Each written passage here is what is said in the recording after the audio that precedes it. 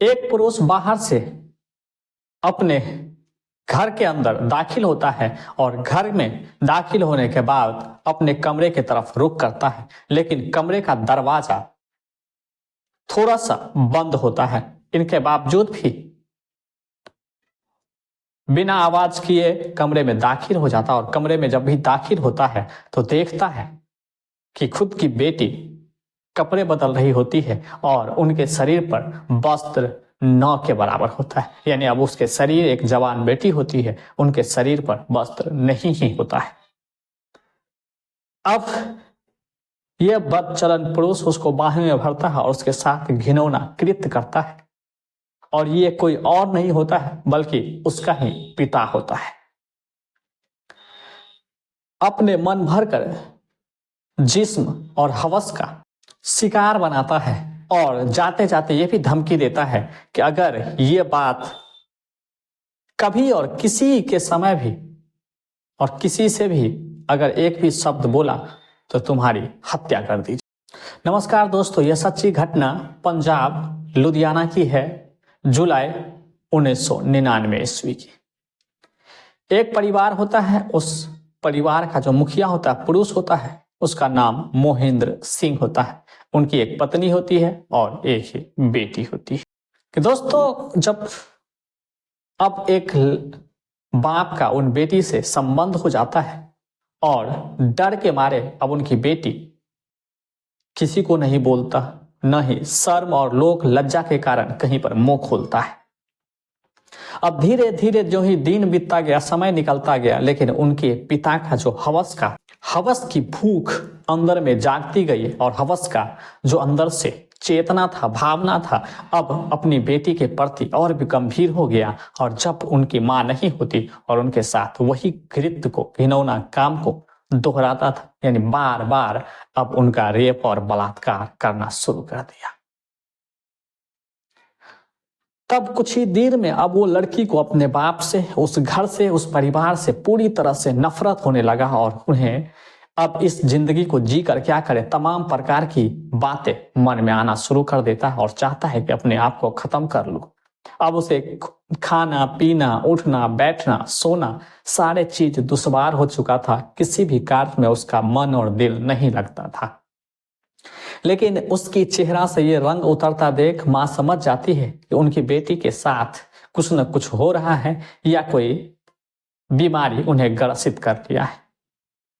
लेकिन फिर भी मां अपनी बेटी को अकेले में ले जाता है और पूरी गंभीरता से पूछता है, आखिर तुम्हें क्या हुआ? लेकिन वो बताती नहीं है। लेकिन क्योंकि वो डरी सहमी सी है और तमाम प्रकार के हिदायत दी है, और इतना ही नहीं, खुद का बाप ने उनके साथ ऐसा किया, वो कैसे अपनी मां को बताए। बहुत ही प्रयास करने के बाद बेटी अपने मां के सामने आखिरकार अंत तक मुंह खोल ही देता है कि उनके साथ हुआ क्या है। और जब ये पूरी घटना जब उनकी मां सुनती है तो समझिए उनके पैरों से नीचे तो जमीन ही खसक जाती है कि कैसे एक बाप ने अपने ही बेटी के साथ बलात्कार करता है, इतने घिनौने कृत्य करता है। तब उनकी मां से रुका नहीं जाता और कहता है कि ये आदमी बिना दंड के ठीक होने वाला नहीं है, क्योंकि एक दिन नहीं कई दिन उनके साथ रेप कर चुका है। तो फिर नजदीक के थाने जाता है उनके खिलाफ, यानी अपने ही पति के खिलाफ, और बेटी अपने ही बाप के खिलाफ एफआईआर दर्ज करवाता है। और पुलिस भी जब ये घटना सुनती है तो माथा पकड़ लेता है। एक बेहद ही जघन्य अपराध और एक घिनौना कृत्य। फिर पुलिस उसके खिलाफ तमाम प्रकार के विभिन्न धाराओं में एफआईआर दर्ज कर लेती है और सभी प्रकार के सबूत जुटाए जाते हैं। और फाइनली कोर्ट ने भी 15 मई 2001 ईस्वी को, यानी 2 साल के अंदर अंदर में उन्हें सजा सुनाता है और 12 साल के कठोर कारावास की सजा देता है। और जब कारावास के अंदर होता है और किसी न किसी रूप से, क्योंकि जेल प्रशासन, जेलर के बीच घूमते रहता है, और कैदी को जब यह पता चलता है कि ये जो व्यक्ति जो जेल में आया है वो खुद के बेटी का रेप किया है, अपने ही बेटी को बलात्कार किया है, हवस का शिकार बना है, तो सारे कैदी उनसे नफरत करने लगते हैं, उनसे घिन आने लगता है कि ऐसा भी व्यक्ति समाज में रहता है और अपनी बेटी के साथ इस तरह से गंदे हरकत करता है और अंजाम देता है। तो सभी कैदी उनसे दूरियां बनाते हैं, जेलर और अधिकारी भी उनसे बेहद नफरत करते हैं। लेकिन महेंद्र सिंह इस तमाम चीजों को भी सहता है और जेल के अंदर भी अपने आप को, जो उनके ऊपर कई लोग कमेंट भी करते हैं, फिर भी वो सुनता है और उन्हें कड़ाई से काम करवाया जाता है। तो बिना कोई रोक टोक और बोल के प्रश्न के महेंद्र सिंह 4 साल जेल में रहने के बाद उन्हें ऐसा लगता है कि अब वो आदमी सुधर गया है और उनका व्यवहार, विचार, बोलना और दूसरे के साथ जो उनकी व्यवहार है, आदतें हैं, बिल्कुल एक अच्छे इंसान की तरह है। पुलिस प्रशासन, अधिकारी को, जेलर को और कैदी को भी उसे लगता है कि ये अच्छा इंसान है। तब एक व्यक्ति उन्हें सलाह देता है कि जब तुम्हें कोर्ट ले जाया जाएगा तब पैरोल के लिए बोलना है और पैरोल पर तुम बाहर जा सकते हो और जिंदगी और बाहर घूम फिर सकते हो और बाहर की दुनिया देख सकते हो। तो फिर जो ही उन्हें कोर्ट से में ले जाया जाता है तो वो पैरोल की अर्जी लगाता है और कहता है कि मैं भी इस संसार को फिर से देखना चाहता हूँ। तो फिर उसके पैरोल की अर्जी को स्वीकार कर लिया जाता है, क्योंकि अधिकारी और जेलर की तरफ से भी उन्हें ठीक ठाक घोषित करता है। अब मोहिंद्र सिंह पैरोल पर बाहर आ जाते हैं और बल्कि अपने घर नहीं, एक किराए का मकान लेता है और वहीं रहना शुरू कर देता है। छोटी मोटी कामकाज करता है और अपनी जिंदगी गुजार रहा होता है और वहीं से अपने घर वाले को, यानी बीवी और बेटी को सूचना देता है कि उनकी जो भी संपत्ति है, जो खुद की है, चाहे कपड़ा हो या सामान हो या कोई भी चीज हो, उन्हें किसी को छूने की इजाजत नहीं है, न ही उनके सामान को नुकसान पहुंचाने की इजाजत है। अगर ऐसा करता है तो उनसे बदला लिया जाएगा, उनको हत्या कर दिया जाता है। तमाम धमकी भरे शब्द फोन पर अपने बेटी और बीवी को कहता है। जब ऐसे धमकी भरे शब्द उनकी बीवी सुनता है तो डर जाता है, लेकिन फिर भी पुलिस स्टेशन में जाकर ये सब बातें बताता है। लेकिन पुलिस इन बातों को गंभीरता से नहीं लेता है, क्योंकि अब जो मोहिंद्र सिंह है एक अच्छे व्यक्ति, अच्छे इंसान बन चुका था, इसलिए पुलिस उन्हें हल्के में लेता है और छोड़ देता। अब मोहिंद्र सिंह 8 जनवरी 2006 को अपने घर जाता है, बल्कि दरवाजे से नहीं, घर के पीछे से घर में प्रवेश करता है और देखता है कि घर में कोई भी कहीं भी नजर नहीं आता है। तो उन्हें घर में घुसते ही, दाखिल होते ही उन्हें देखता है, कुल्हाड़ी मिलता है और कुल्हाड़ी मिलने के साथ अपने हाथ में लेता है और खोजता है कि उसकी बीवी कहाँ है। तब कमरे की तरफ रुख करता है और देखता है कि पूजा घर में उनकी बेबी आराम से पूजा पाठ कर रही है। वो उसी रूम में दाखिल होता है और उसी कुल्हाड़ी से इतनी जोर से कई बार कुछ ही सेकेंड में करता है कि बिना ज्यादा आवाज किए, शोर शराबा किए या उन्हें विरोध जताते हुए उनकी कत्ल कर देता है। लेकिन आवाज तो निकलती ही है। आवाज निकलने के साथ उनकी बेटी अनहोनी के शक में दौड़कर मां के पास आती है, लेकिन उसी कमरे में जो साइड में मोहिंद्र सिंह खड़े थे उन्हें नहीं देख पाता है। लेकिन जो ही उसकी बेटी आती है, उससे कई गुनी तेज रफ्तार में जो उनके मन में, जहन में जो गुस्सा भरा था अपने परिवार के प्रति, फिर अपनी बेटी के ऊपर भी वार करता है। यानी मिनट के अंदर अंदर में वो 2 खून कर चुका था और एक रिश्तेदार जो उसके घर में था वो अपनी आंखों से तमाम चीजों को देख रहा था।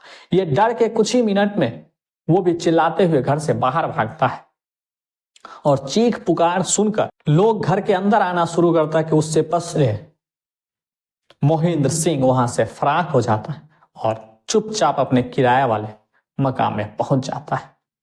फिर जो ही आस पड़ोस के लोग, पड़ोसी लोग इकट्ठा होते हैं और उसी रूम की तरफ जाते हैं तो देखता है पूरा रूम खून से इधर उधर फैला हुआ है और 2 लाश, माँ और बेटी, दोनों पड़ा हुआ है। यानी अब जिंदा ही नहीं है, वो खत्म हो चुका है। फिर पुलिस को सूचना किया जाता है। पुलिस अपने थाना प्रभारी वहां पहुंचते हैं, फिर लाश को कब्जे में लेता है, उसका पोस्टमार्टम करवाता है और फिर उन्हें रिश्तेदार के जो अपनी आंखों से देखा था उनके आधार पर फिर एफआईआर दर्ज कर लेता। फिर अब पुलिस टीम मोहिंद्र सिंह का खोजबीन करता है और पता चलता है कि वो अपने किराए वाले रूम में वो आराम से सो रहे होते हैं। पुलिस जाता है, भागने की भी कोई कोशिश नहीं करती। पुलिस गिरफ्तार कर फिर से उन्हें जेल भेज देता है और जेल भेजने के कुछ ही समय बाद 22 नवंबर 2007 को तमाम सबूत को देखते हुए, पुरानी हरकतों को देखते हुए कोर्ट ने उन्हें फांसी की सजा सुना दी और 2008 में यही मामला हाईकोर्ट में पहुंचता है और हाईकोर्ट ने भी इस मामले को बरकरार रखा, यानी फांसी को, सजा को ही बरकरार रखता है कि उन्हें अब समाज में जीने और रहने का कोई हक नहीं है। इस आदमी को यही सजा ठीक है। फिर समय गुजरता गया, दिन गुजरता गया, लेकिन फांसी की तारीख तय नहीं होती है। फिर वर्ष आता है 2013 और 2013 में जो उन्हें जिला कोर्ट और हाई कोर्ट से फांसी की सजा मिल जाती है, वहीं पर अब फांसी की सजा को बदलकर जीवन भर एक कठोर उम्र कैद की सजा सुनाई जाती है कि जब तक इनकी आखिरी सांस है तब तक ये कारावास में रहेंगे, यानी उम्र कैद जीवन भर इसी सलाखों के पीछे। कोर्ट का कहना था कि जिस तरह से उन्होंने अपराध किया, जो जघन्य अपराध किया और इतनी बड़ी गलती की है, इस व्यक्ति को समाज में रहने का कोई हक नहीं है। इसलिए अब कठोर से कठोरता के रहे अब जेल में ही रहना उचित। काश जुलाई 1999 ईस्वी का वो पल मोहिंद्र सिंह के जीवन में ना आया होता, वो दृश्य ना आया होता, तो आज पूरा परिवार हंसता खेलता होता और उनके बीवी बच्चे भी उनके पास होते, इसी धरती पर होते और अपने परिवार के साथ खुश होते और जिंदगी। काश में अब पूरा चीज ही, संसार ही मिट जाता है।